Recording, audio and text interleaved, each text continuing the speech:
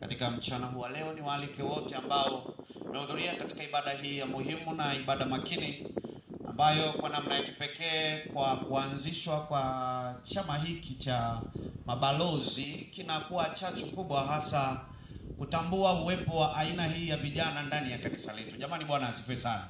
Na leo kiulimwengu tunaadhimisha siku ya mabalozi duniani ambayo imekuja na moto ambao unasema ishi ili ulete chachu. Ile neno athari, mimi binafsi ndani ya kinywa changu, kwa sababu tunaishi Tanzania, nchi ambayo wanajua kutafasiri zaidi, wanaweza wakachukua athari wanachukulia katika mtazamo wa hasi zaidi, lakini nafikiri neno chachu linaweza likawa na maana zaidi ya hili.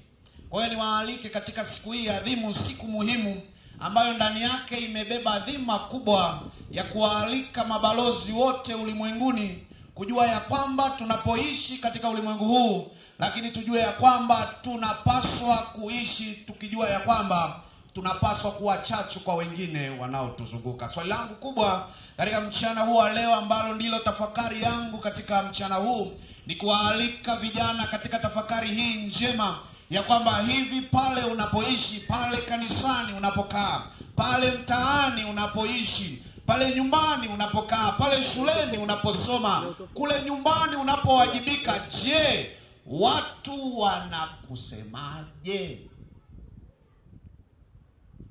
Ningekualika wewe uliyekaa pamoja na jirani yako, muulize swali hili mchana wa leo: watu wanakusemaje? Amekujibu au na yeye amekuuliza? Tunaishi katika kizazi ambacho hakuna mtu aliye na utayari wa kuwajibika kwa lolote. Bwana asifiwe sana. Wengi wako tayari kunyoosha mikono kwa wengine, ndio maana hata utagundua katika swali hilo hata mwenzako naye alikuwa tayari kukuuliza, maana hakuna aliye tayari kuwajibika.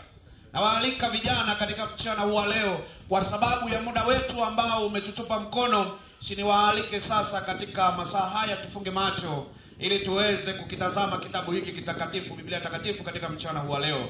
Tufunge macho yetu tuweze kuomba. Baba yetu mtakatifu na Mungu wetu, masaa haya tena imekupendeza chini ya jua tuweze kujifunza na kulitafakari neno lako. Simama na zungumza nasi tena katika mchana huu kwa namna nyingine ya tofauti, ili kupitia kipindi hiki mtu mmoja anayetutazama akiwa mbali, hata hawa tulio pamoja katika ibada hii ya siku ya leo, tusaidie tuweze kuondoka tukiwa tumebadilika, na mwisho wa yote tunapobadilika sisi na jamii pia tukaibadilishe. Asante kwa sababu utakuwa pamoja nasi. Asante kwa sababu utatuongoza, maana ndilo ombi letu tukiomba na kuamini kupitia jina tukufu la Yesu Kristo. Amen. Pastor Diegi, lakini nikupongeze kwa hicho kibweta. Sije nikasahau. Alikuja kwangu mwaka jana kwenye makambi mahali fulani, nikagundua ni mtu ambaye anapenda vitu vizuri. Hata mimi nimeona pastor. Ubarikiwe sana. Kabla sijaenda mbali, niwaalike katika tafakari fupi mchana wa leo vijana wenzangu. Nyie watu wazima basi mkielewa, msipoelewa sio somo lenu sana. Tuko kwenye vijana siku ya leo. Niwaalike katika tafakari fupi ya kiumbe wa ajabu sana anaitwa mbu. Mnamjua mbu? Kukaa Mwanza hujui mbu ni jambo la ajabu sana. Ni kiumbe kahovyo sana. Na inasadikika kanaishi takribani tu siku 7. Mnanielewa? Sasa shida naangalia hata mabalozi wenyewe naongea nao ni kama hawanielewi. Mnamfahamu mbu lakini? Sasa huyu mbu natamani kupitia yeye tujifunze jambo la ajabu kidogo mchana wa leo. Mbu ni kiumbe wa ajabu sana, ambaye ukimwona unaweza ukamdharau. Unaweza pia hata usimzingatie katika macho yako. Labda vitu ambavyo atakukera ni kelele zake. Bwana asifiwe sana. Akiwepo kwenye eneo husika anavurugu, hauwezi kutokumtambua kwamba yupo. Na kama wako wengi zaidi ya mmoja, ni kuhakikishie lazima ili ujue mbu ni kiumbe wa hovyo. Ndio maana wanadamu wananunua zaidi ya shilingi. Kuna neti nimekuta pasta pale mjini nauza shilingi 1045. Yaani mwanadamu ana uwezo wa kutoa 1045 ambayo ingemtosha mwanamzengo mmoja siku ya leo hapa akala chakula hata wiki nzima nyumbani mwake, lakini ataitoa 1045 kwa ajili moja tu ya kumzuia kiumbe mmoja wa ajabu mdogo anaitwa mbu. Sasa sijajua kama unanielewa vizuri katika mchana wa leo, lakini natamani nikukumbushe kiumbe huyu ni kiumbe ambaye hata ukimshika kwenye mkono wako hawezi kujaa.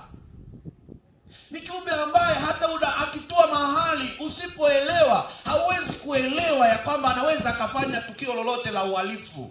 Lakini ngoja nikuhakikishie katika mchana wa leo, haka kiumbe kitu kinachonifanya nikapende ni matukio kanachoiacha baada ya yeye kuwepo kwenye eneo. Yaani wewe fanya kosa tu moja, mruhusu mbu yaani akae kwenye ngozi yako dakika hii. Alafu wanasema akishaingia kwa mwanadamu, ana ile mishipa yake ile, akikutoboa nayo, akinyonya damu, hata uwezo wa kukimbia si unajua ana. Yaani akishamaliza anachokitafuta kwako ni useless.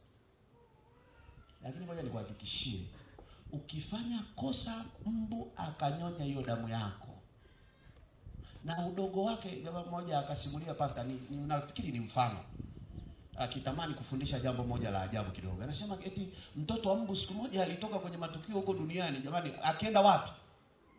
Si mji mwenyewe. Kwani unajua mnilipi kusimama hapa mbele? Kwa miongoni mwa matukio muhimu ya mtu anayekuja kwenye ibada ni muitikio wa ibada, si ndio pastor? Sasa kama mnaniangalia tu kama mnielewi na hapa mbele nachomwa jua, sasa sielewi mnanifuatilia au mnifuatilie. Kwa itikieni jamani. Kwani huko Kanyama wa pastor watu hawasemi hata amina? Au mlikataza huko kanisani kwenu? Sio kama nawafokea au nawakaribia sasa. Anyway, yule kiumbe anasema, yule jamaa akaandika kisa hiki ambacho ndicho ninachoanza nacho kwa kweli. Anasema eti mtoto wa mbu alitoka duniani huku na kule kwenda kuzunguka. Wakati anapita akakutana na wanadamu kama wewe yawezekana. Wakawa wanapiga makofi. Kaliporudi nyumbani kakiwa kamenusurika, kakamwambia mama yake, "Mama, ngoja nikusimulie." Kisa kinasemaje? Anasema akamwambia mama yake, "Jambo la ajabu leo, nilipokuwa kwenye mishemishe huko mtaani, hapa na pale nilikutana na wanadamu wakawa wananipongeza." Mama yake aliposikia akamuuliza, "Walikuwa wanakupongezaje?" Akasema, "Walikuwa wakinipigia makofi mara kwa mara." Akamwambia, "Acha upumbavu. Yale hayakuwa makofi ya kukupongeza, walikuwa wanataka kukuua, sema umenusurika." Na mbu ndipo anaelewa ya kwamba kumbe tukio lilokuwa linaendelea kwake sio la kupongezwa, lakini lilikuwa la kufanya nini? Na mimi natamani niwaalike katika mchana huu wa leo, mabalozi ambao umekuja katika ibada hii adhimu ya siku ya leo, jueni ya kwamba tunaishi katika ulimwengu ambao kwa namna yoyote, kama mbu anaweza kuleta athari na udogo wake alionao, mbu anaweza kuwa na chachu katika maisha yake ya umri mdogo alionayo. Habari gani kuhusu wewe ambaye katika mchana wa leo yawezekana Biblia inaandika ya kwamba miaka yetu ya kuishi duniani ni miaka 70, ukiwa na nguvu miaka mingapi? Haya, wewe una miaka mingapi mpaka sasa? Lakini mbu wanasema, wataalamu kama sijasahau mtanirekebisha, wataalamu mnaojua zaidi, anaishi tu takribani siku 7. Lakini ndani ya siku hizo, ngoja nikuhakikishie, kama hautakuwa makini, nikuhakikishie utaenda kwa daktari bila kupenda. Na wangekuwa wenzetu wale wenye ngozi nyeupe, yani kama kuna ugonjwa hatari ni ugonjwa malaria. Sisi angalau na hizi ngozi ngumu zinatusaidia kidogo. Lakini ngoja nikuhakikishie, ni kwa sababu mbu tangu kanazaliwa kanajua ya kwamba kanapoishi duniani kenyewe kanaishi kwa athari. Bwana asifiwe sana. Na mimi natamani niwaalike vijana wa mabalozi, katika wote mnaonisikiliza katika ibada ya mchana wa leo, jueni ya kwamba iwe unapenda au haupendi, kuna namna mtu mmoja anaathiriwa na uwepo wako duniani. Natamani nikukumbushe tena katika mchana wa leo ya kwamba iwe unakubali au unakataa, iwe unaelewa au hauelewi, jua pale nyumbani unapoishi, kule shuleni unaposoma, kuna mtu mmoja ambaye kupitia kwako kuna jambo anajifunza kupitia maisha yako. Swali langu gumu katika mchana wa leo ni hili: je, anajifunza nini anapokutazama? Na hata mimi nawauliza katika mchana huu wa leo, watu wanajifunza nini katika maisha yako, kule nyumbani, kule shuleni, kule mtaani? Je, watu kuna majina mengi tunapewa. Kitabu kile cha Timotheo ndicho nacho tamani nikitazame katika mchana huu wa leo. Aya ile moja tu ya 12, Timotheo wa kwanza 4 fungu lile la 12, neno la Bwana linasema, Timotheo wa kwanza, wale ambao mmekuja na Biblia zenu mnisaidie kufungua katika kitabu cha Timotheo wa kwanza 4 fungu lile la 12. Kama kuna msomaji mzuri aweze kunisomea katika kitabu cha Timotheo wa kwanza 4 fungu la 12, na kama kuna msomaji wa Kiswahili cha kisasa, Biblia ya Kiswahili cha kisasa, anisaidie pia kusoma, ataniongoa zaidi. 12 anasema, Sikilizeni wana ambassadors na mabalozi ambao mnanisikiliza, hata nyinyi wazazi, hata wewe ambaye umeshapita umri huu. Biblia inasema hii ni barua ya Timotheo akiandikiwa na mtume Paulo, na ujue ya kwamba Timotheo anapoandikiwa barua hii akiwa katika eneo moja mashuhuri linalojulikana kama Efeso. Barua hii anaandikiwa na Paulo kama rafiki yake, akimuita kama mtoto wake wa kuzaa, kwa sababu ni miongoni mwa mazao ya Paulo katika utume. Na hivyo wakati huu Paulo anamwandikia Timotheo ujumbe huu maridhawa, anamwambia maneno yafuatayo: mtu afanyeje? Mtu gani? Mtu awaye yote. Mtu awaye yote. Hivi Kiswahili kingine tofauti neno tunasemaje? Mtu yeyote. Mtu yeyote. Kiswahili kingine? Haya, nianze kuwauliza wazee wa kanisa, ni yeyote? Simjibu basi. Ndio. Ni mgomo mnao au ni amnielewi? Ni yeyote. Naanza kutaja mmoja mmoja. Haya, wazee wa kanisa ni yeyote? Ndio. Haya, wazazi ni yeyote? Ndio. Waalimu ni yeyote? Washikaji yeyote? Vijana wa kitabu yeyote? Yule ambaye unamuita kama Master Kedi amenisaidia jina zuri, yule anaitwa nani? Master Kedi? Mai. Boy enemy. Yule boy enemy. Sio kama mnanielewa. Biblia inasema mtu awaye asifanye nini? Soma kale kafungu sasa, kamalizeni somaje. Mtu awaye yote asiudharau. Mtu awaye yote asifanye nini? Sasa unaweza ukamwenye Biblia ya Kiswahili cha kisasa asome. Kama hamna, naomba nisome Biblia ya Kiswahili cha kisasa. Maneno hayo tu natamani ya tafasiri katika mchana huu leo, na twende kama ni kwenda kula tukale. Biblia inasema fungu la 12 anasema usikubali. Unanielewa watakatifu wa Bwana? Si unawasiliana na kijana mmoja katika mchana huu leo. Biblia inasema usikubali. Jamani, usifanye nini? Usikubali. Biblia ya Kiswahili cha kisasa inaandika maneno haya, inasema usikubali mtu yeyote akudharau kwa sababu wewe ni kijana. Yaani sasa hii sentensi ndio imekuwa na utata zaidi kuliko sentensi ya mwanzo. Huyu mwandishi anasema mtu awaye yeyote, usikubali mtu huyo. Unajua, ngoja niwaambie marafiki zangu mchana wa leo, dharau haina sura. Unanielewa? Dharau haina umbo. Dharau haina, yani hatuwezi kuiweka mahali tukasema hii ni nini? Ni dharau. Lakini Paulo akimwandikia Timotheo, anamwandikia kwa maneno machache. Anamwambia maneno haya: mtu awaye yote, Timotheo, usikubali mtu yeyote. Bora ni mwanadamu, awe wa kiume, awe yoyote, awe wa kike, asifanye jambo moja tu kwenye maisha yako: asikudharau. Na mimi mchana wa leo ninawaalika mabalozi ambao mnanisikiliza na mliokuja katika ibada ya mchana wa leo, kama kuna jambo ambalo Bwana akusaidie katika mchana wa leo, kama kuna jambo unalotakiwa kulipiga vita katika maisha yako, ngoja nikuhakikishie mambo yote yanaanza katika ujana. Bwana asifiwe sana. Leo ambaye unaona ya kwamba hakuna uwezekano, maana tuna ule msemo tunasema kula ujana baba. Bwana asifiwe sana. Na mimi nakutia moyo, wakati unaula baadaye wenyewe utakula. Na mimi nawakumbusha katika mchana huu wa leo, kama kuna jambo Paulo anatukumbusha katika maisha yetu ya ujana, jueni ya kwamba Paulo anasema mtu yeyote, awe ni mchumba hata msebule, awe ni kijana au mzee, awe ni kiongozi, awe ni mtubaki, awe ni mama, awe ni mfanyakazi, kama kuna jambo ninalowatia moyo katika mchana huu wa leo, mtu awaye yeyote asikudharau. Hata mtu mmoja ataniuliza, nawezaje kudharaulika? Soma msomaji wangu yale maneno ya Paulo. Maana Paulo hakumwacha hivi hivi Timotheo. Si kwa nini labda mimi ndo maana naitwa Timotheo. Anamuongezea maneno mengine, anasema ili usidharauliwe Timotheo, mambo ya kuzingatia. Kijana mwenzangu balozi, mambo ya kuzingatia ili usidharauliwa. Uliwahi kukuta wale watu wanasema ananidharau? Uliwahi kukutana na watu wa sampuli? Ni watakatifu wa Bwana, hivi mnanisikiliza au mlishahama? Uliwahi kukutana na watu wenye dharau wewe? Uliwahi kuona watu wenye dharau? Siku hizi haiheshimiwi mtu, kinaheshimiwa kitu. Yaani watu hawakutambui wewe, wanataka kutambua una nini kwanza. Natamani niwakumbushe vijana mabalozi mchana wa leo, ulimwengu tulionao hautatutambua kwa sababu tu ni wasichana. Hautatutambua kwa sababu ni wavulana. Si kama nao wameshapita kwa wanaume. Kiongozi atatusaidia mchana. Alisema kuna wavulana na wanaume. Sijui watakutambua tu ni mwanaume suruale. Sisi kuna wanaume wanaitwa wanaume gani?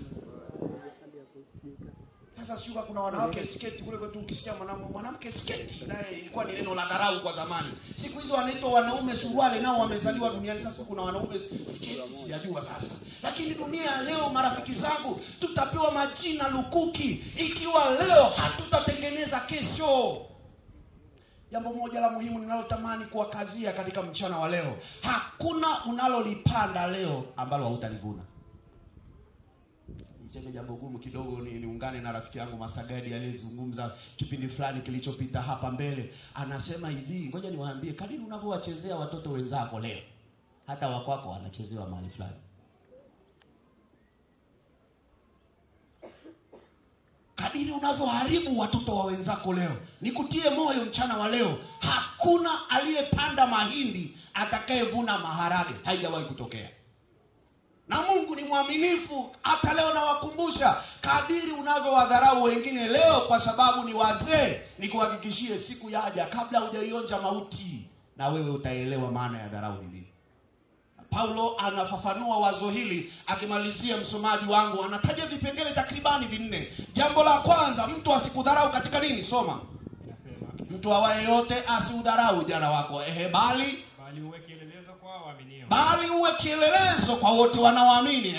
Katika usemi mambo ya muhimu anayataja Paulo kwa Timotheo. Anamwandikia jambo la kwanza, uwe mfano. Bwana asifiwe sana. Kama leo wito wetu mkuu unasema ya kwamba uwe chachu kule ulipo, na chachu ambayo tunaizungumzia katika mchana wa leo ni ile chachu ya chanya.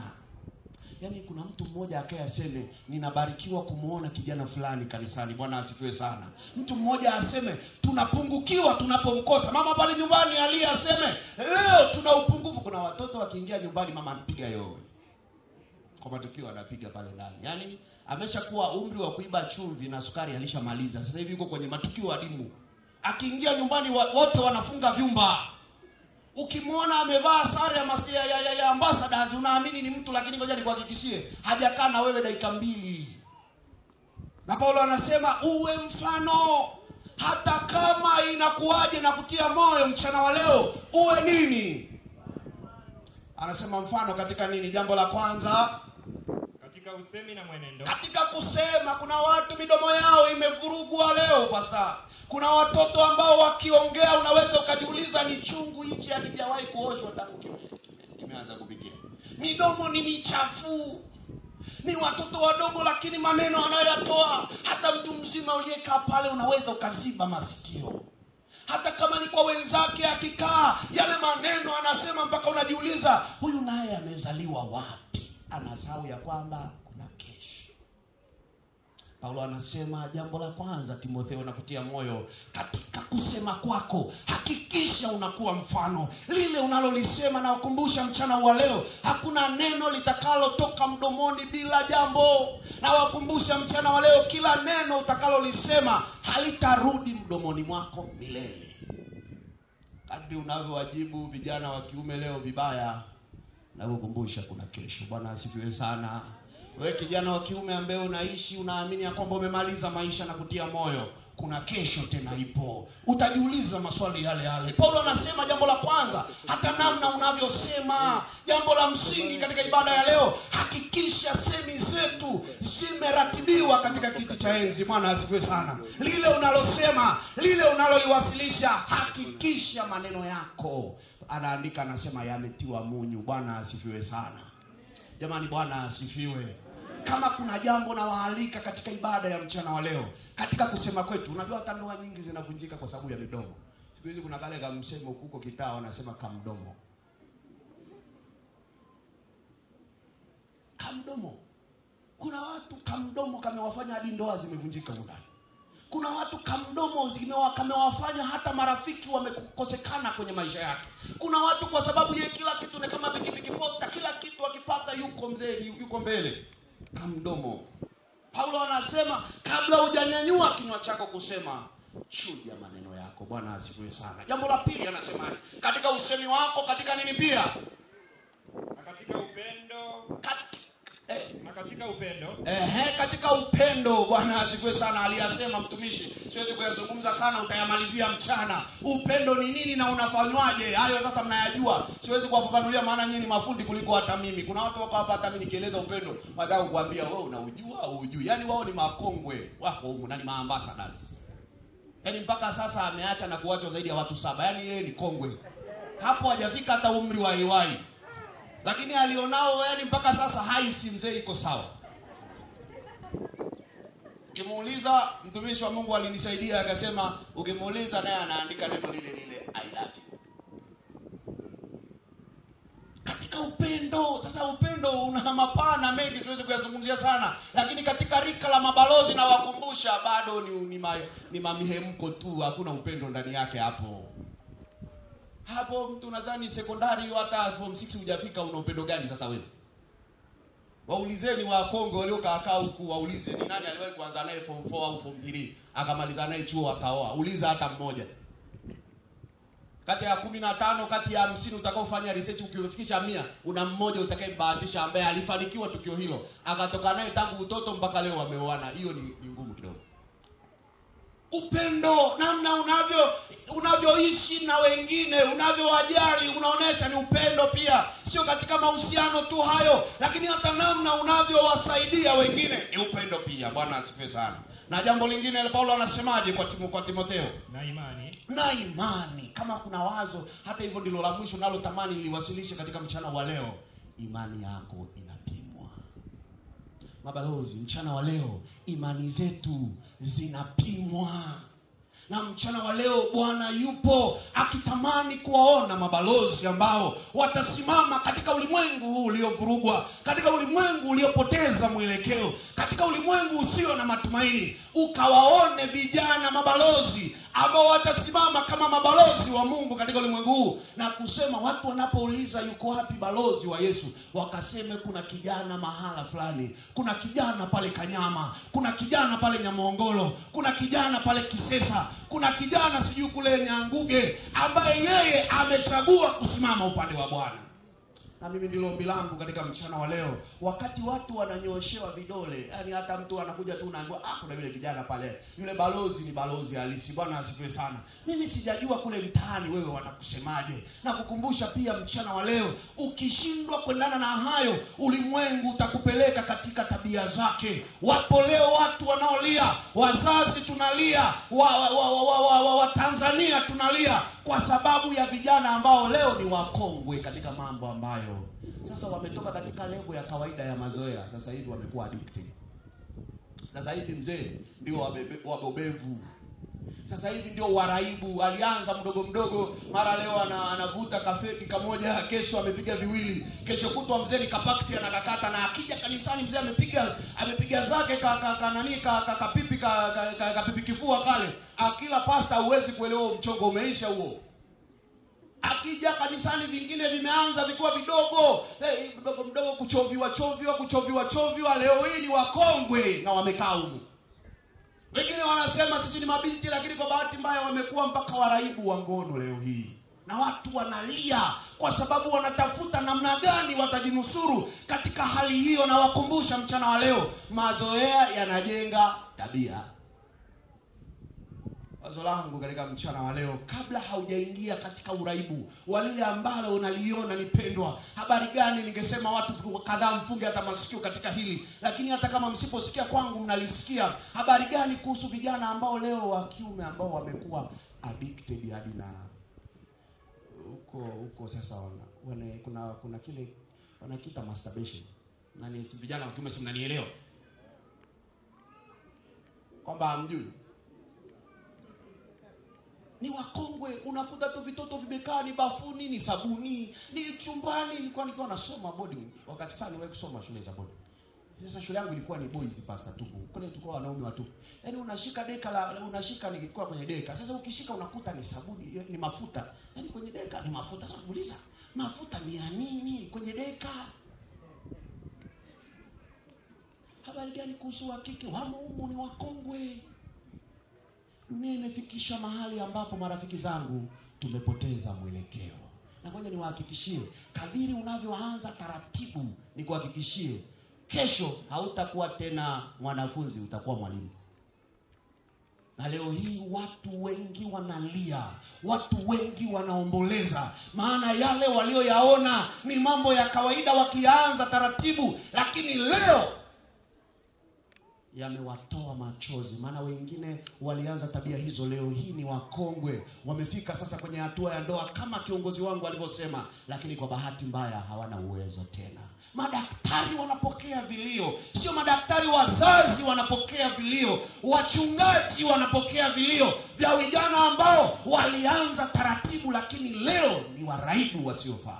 Alianza taratibu kwa kuchukuliwa na rafiki yake, twende mahali kuna jambo litakupooza, maana una msongo. Dunia leo hatuwezi kuishi bila kuchachua akili kidogo. Leo sio tena wa kufundishwa, leo wamekuwa waraibu na dunia inaomboleza kwa ajili yao, maana wamepoteza matumaini, hawana uwezo tena wa kuwa vijana wanaofaa kuigwa. Ndipo Timotheo anaandika, ewe kijana, mtu awaye yote. Na Biblia ya Kiswahili cha kisasa inaandika, mtu yoyote asikudharau eti kwa sababu tu wewe ni kijana.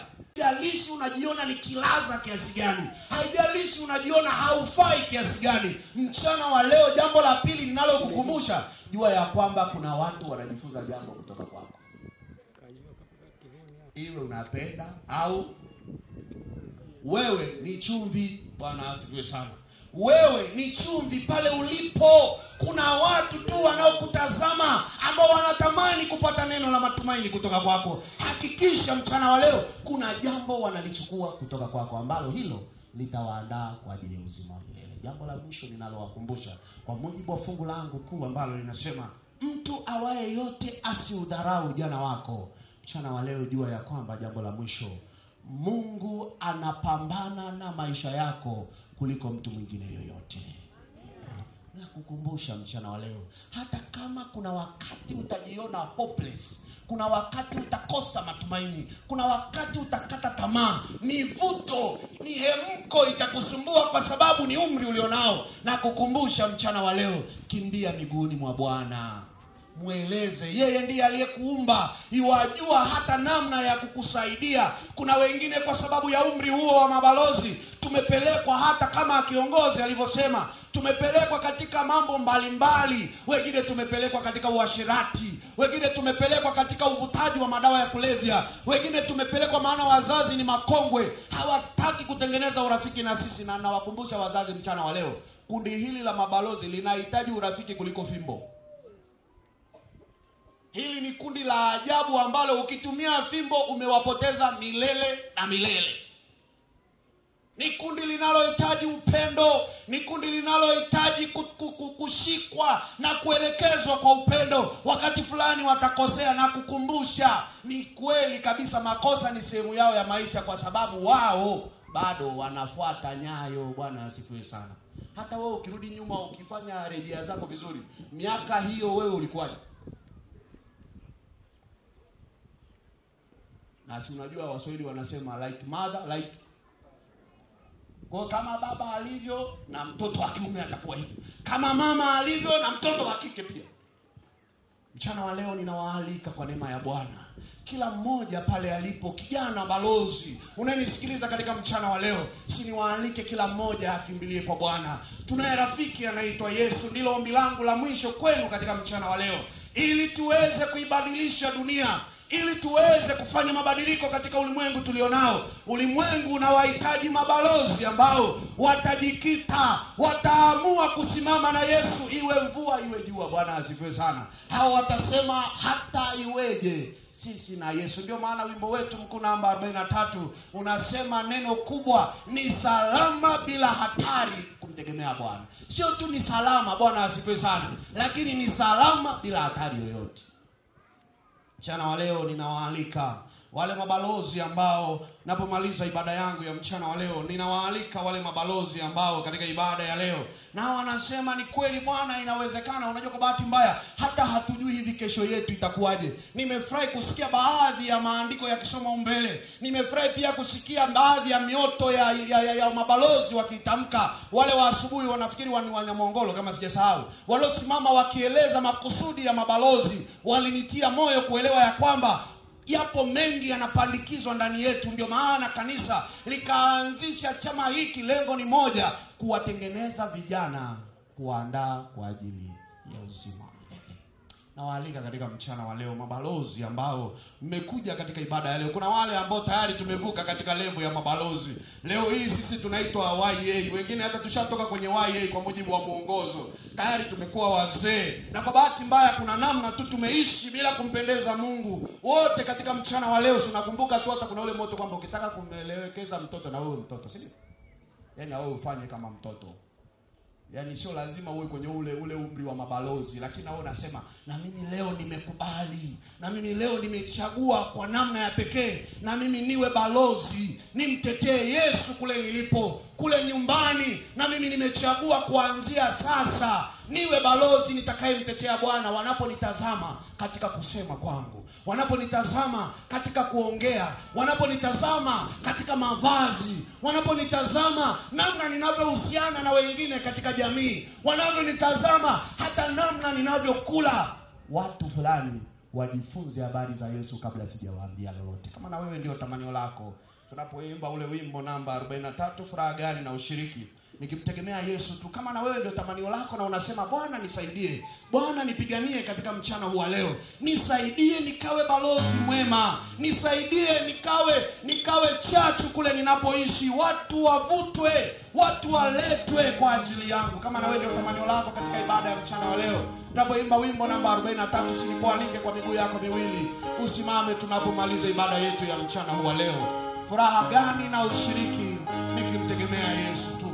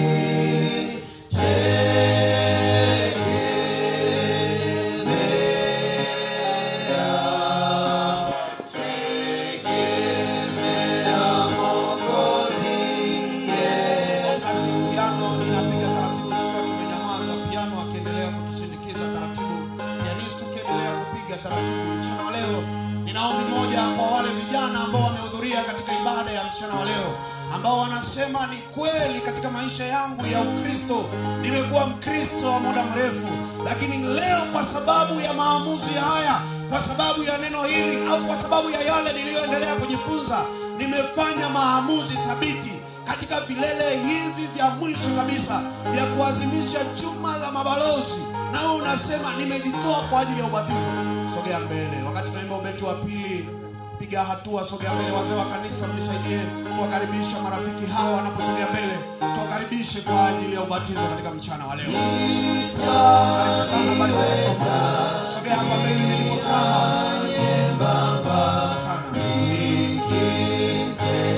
Walika wote wale ambao wanasema leo nimefanya maamuzi makuu kwa ajili ya hatima ya maisha yangu. Sogea mbele. Bariki. Wapokeeni kwa mikono, wapokeeni kwa mikono. Yesu asante sana.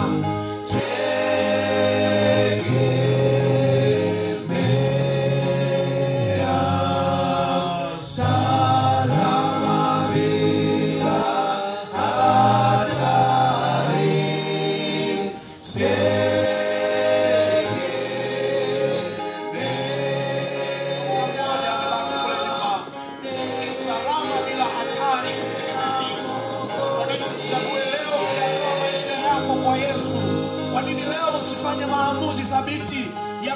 weka maisha yako mikononi mwa Bwana.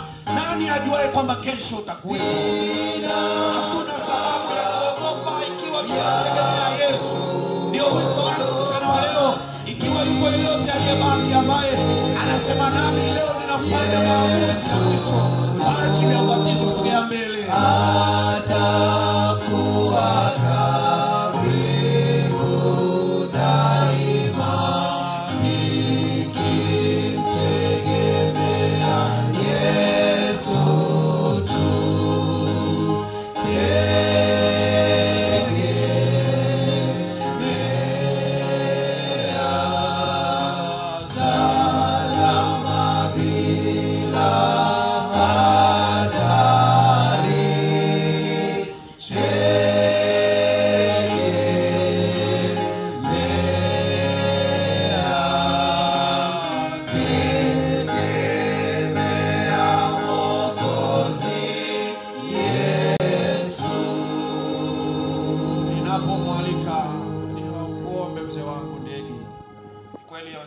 Nikawa na kusumbua, lakini nisaidie tu katika hili kwa sababu ya kile ambacho umekifanya kwa Bwana leo tu. Nisaidie kuwaweka wakfu vijana hawa.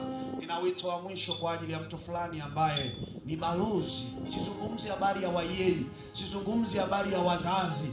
Leo ni siku ya mabalozi. Kama kuna balozi mmoja aliyesimama mahali fulani ambaye anasema siku ya leo najua ninapita katika changamoto fulani za mahusiano. Kuna saa ni kama ninavurugwa, sielewi hata ninaelekea wapi. Kuna saa kuna mambo siyaelewi. Kuna changamoto ninazipitia katika ujana wangu. Kuna mambo naona hayako sawa. Kuna namna siwezi kueleza mtu akaelewa. Na kualika mchana wa leo kwa sababu tuna huyu mtumishi wa Mungu Pastor Ndiegi ambaye amelihudumia kanisa kwa muda mrefu, amewaombea wengi, wamebarikiwa. Ninakualika mchana wa leo, kama kuna balozi mmoja anasema katika umri wangu huu nilionao sina sababu nyingine ya kuendelea kukaba kibenja, ninatamani leo niwekwe wakfu, leo ninatamani niombewe, Bwana anisaidie, anipatie nguvu niweze kushinda katika mihemko nilionayo, katika maisha ya changamoto ninayoyapitia. Hata Bwana anisaidie kwa ajili ya njozi kubwa ninazoziendea. Ninajua sina uwezo, Mungu pekee anaweza akanivusha. Kama kuna balozi anasema katika hilo ndilo ombi langu lililonileta katika ibada ya mchana wa leo, kabla haujachelewa tunaporudia kale kakora, semana muda umetutupa mkono. Kama kuna balozi anayesema leo ninatamani kukimbia mbele za Bwana maana ni salama bila hatari, usisogee hapa mbele. Usije kwa sababu fulani amekuja, lakini ikiwa wewe ni balozi na unasema maisha yangu ninatamani ni yakabidhi leo mbele za Bwana, anishikilie, nataka nitengwe, niwe wakfu, sogeni hapa mbele. Uwanja ni mkubwa, praise team sogeni juu, pandeni jukwani, praise team tafadhali. Wakati wa balozi wale wanaochagua leo kuwekwa wakfu, sogea mbele hapa. Kama naombi la pekee nitakaloomba kwa ajili yetu, maana ni siku yetu.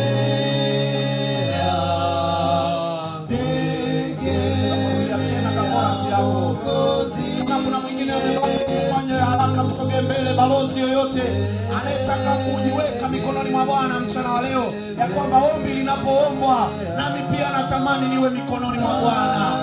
Ombi litakapoombwa nami natamani Bwana akanifiche katika yake. Na wewe unasema ni salama bila hatari kumtegemea Yesu, sogea mbele mchana wa leo. Leo tuna jambo letu hapa mabalozi, kama na unasema na mimi natamani niwekwe wakfu nafasi kwa kusogea mbele. Sogeni mbele tafadhali. Tunaporudia tena salama.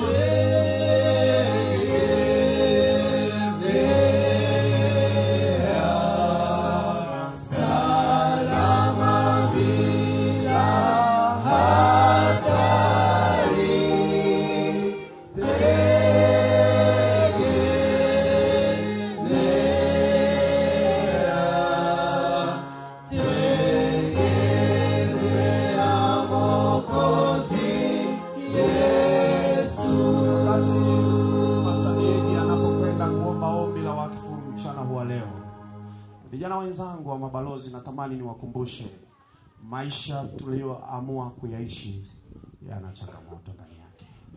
Ni mapambano ndani ya mapambano. Na wahakikishia bila Mungu Wapo wengine kuanzia sasa tutaenda kufuta hata zile njozi zetu. Na unahakikishia bila Mungu hakuna mahali tunaenda. Wewe unajua changamoto unayoyapitia. Wewe unajua yale ambayo tayari umeshayaanza ambayo ni hatari. Na unajua kabisa japo wazazi hawajui umewafunikia kombe mwanaharamu amepita, wachungaji hawajui, viongozi wa kanisa hawajui, lakini wewe unajua. Mchana wa leo Pastor Ndiege anapoomba, akituweka wakfu mchana wa leo, mueleze Bwana taratibu, mwambie Bwana nimeanza katabia haka ka uzinzi, nifunike Bwana, nisaidie, ninusuru katika hili. Kuna katabia kama dawa ya kulevya nimeanza Baba, unajua ninatamani, niko kwenye mapambano, niokoe. Wengine unajua yale yote ambayo umeanza ambayo ni hatari. Na kutia moyo mchana wa leo, wakati Pastor Ndiege anapoomba ombi hili rasmi, muombe Bwana akusaidie. Nikuhakikishie kuanzia leo utamwona Bwana akitenda jambo katika maisha yako. Na wale marafiki ambao umepiga hatua kwa ya ushindi ya ubatizo katika mchana wa leo, Pastor pia utatusaidia kuwaweka wakfu mchana wa leo. Na kutano kubwa ambao mmesimama katika mchana wa leo, nani pia Bwana akawatendee mema katika mchana wa leo. Jueni ya kwamba kupitia ibada ya leo, nawe pia fanya maamuzi thabiti kwa ajili ya maisha yako ya kesho. Pastor, karibu kwa ajili ya ombi. Kabla sijaomba niseme maneno machache. Ubarikiwe mtumishi kwa neno la uzima. Nashangaa kuona vijana mabalozi waliokuja kwa ajili ya tukio mabalozi, lakini wanasita kuwekwa wakfu. Sielewi. Na wakati fulani umri unaweza kudanganya sana. Hata haya ambayo ameyazungumza mchungaji usiyaelewe sana. Laiti ningelikuwa wewe ambaye bado huko, ninapokuwa nikiongea hivi ungelishakuja kujiunga na wenzako. Kuwa huko unaweza ukafikiri kwamba unaonekana kama mtakatifu Petro, na ukaona walioko huku ni kama kina Rahabu hivi. Halitakusaidia. Kukusaidia ni kujisalimisha mbele za Mungu. La pili, naomba wanaosoma walioko hapa, wanaosoma shuleni katika ngazi yote ile wainue mikono.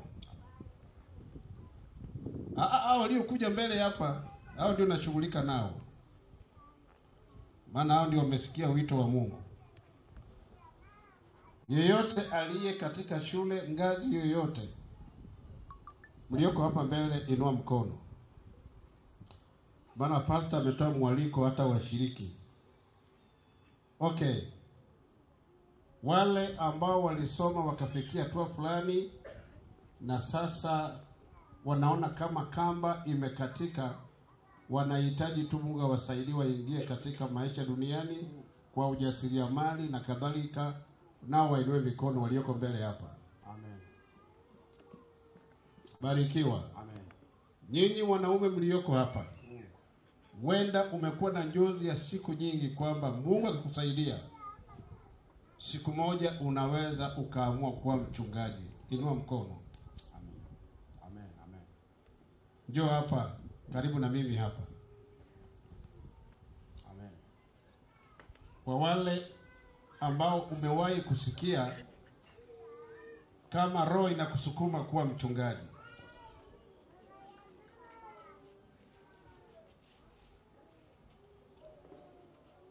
barikiwa. Sasa katika mambo ya elimu, huwa tuombei elimu umalize chuo kikuu. Maisha tunayoendelea nayo, chuo kikuu imebaki kama elimu ya form 6. Maana wengine wametosheka sana na digrii kake au kadiploma kake. Kama si tulikomea diploma au degree au certificate, nyinyi mnapaswa kwenda zaidi.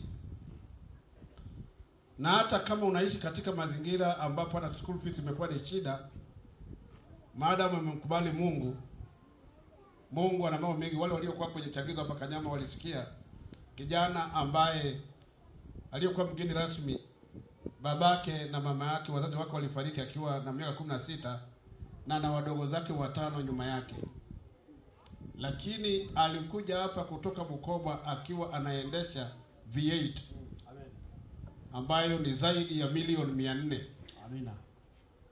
Kwa hiyo maisha ni namna ambavyo umeipangilia, na ndio maana mchungaji ameweka hilo neno vizuri, ili leo ifanye kesho yako kuwa salama. Amen. Basi tupige magoti. Nyinyi ambao mnahitaji kuwa wachungaji, naomba wara kunizunguka.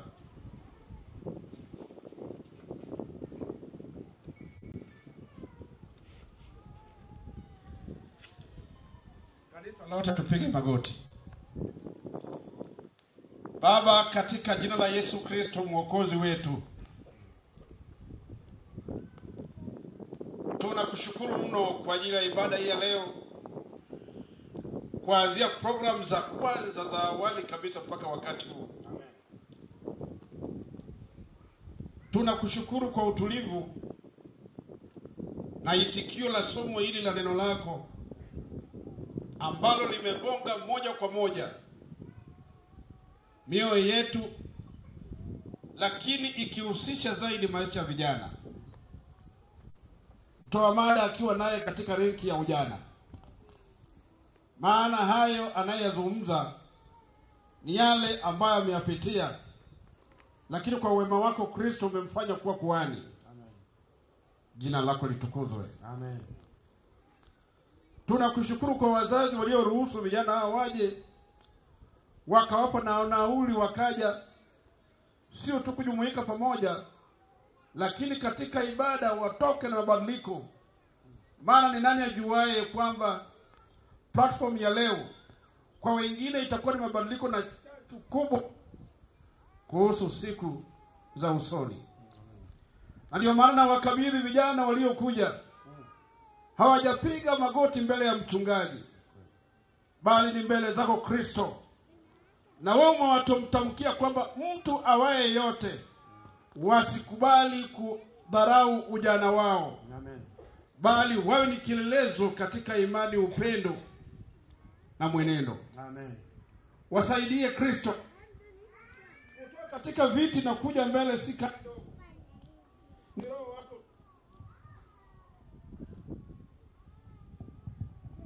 Ni Roho wako wamehamasishwa na Roho wako.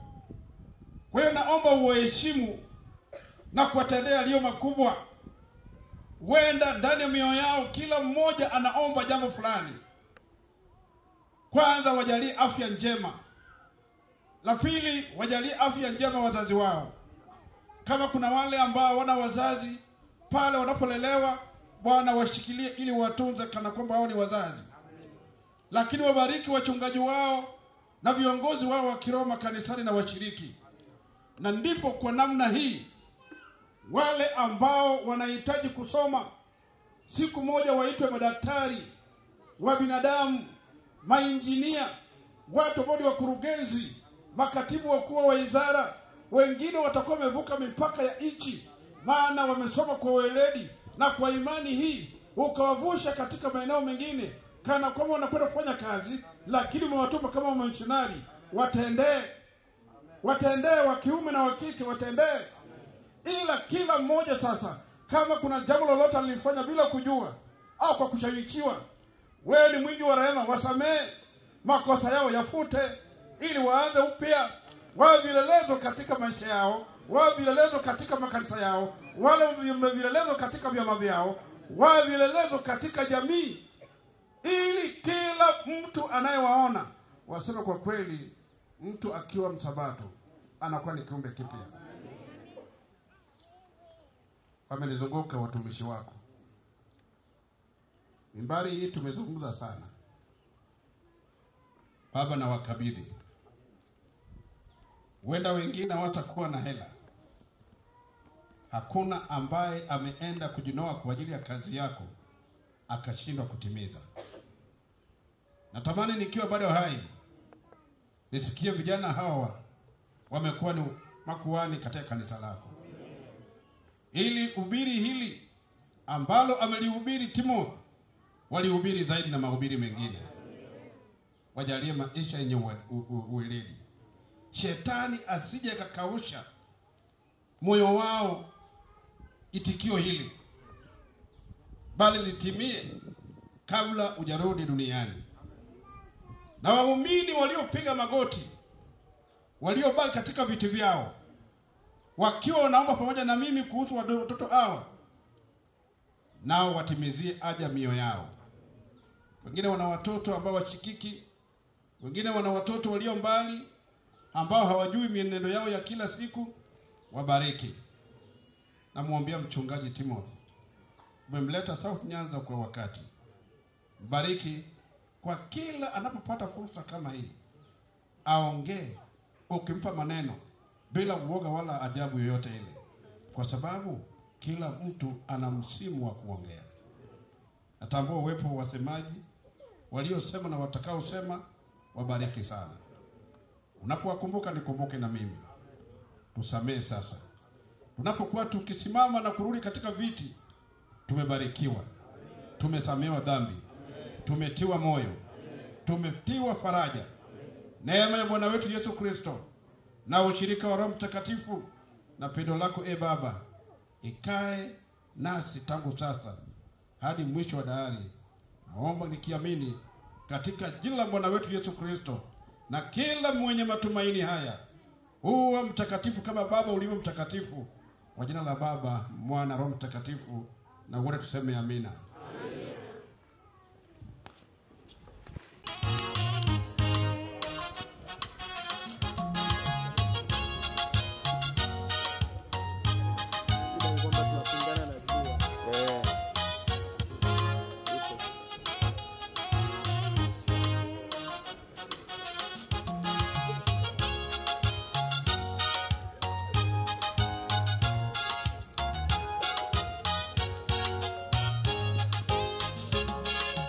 Heshima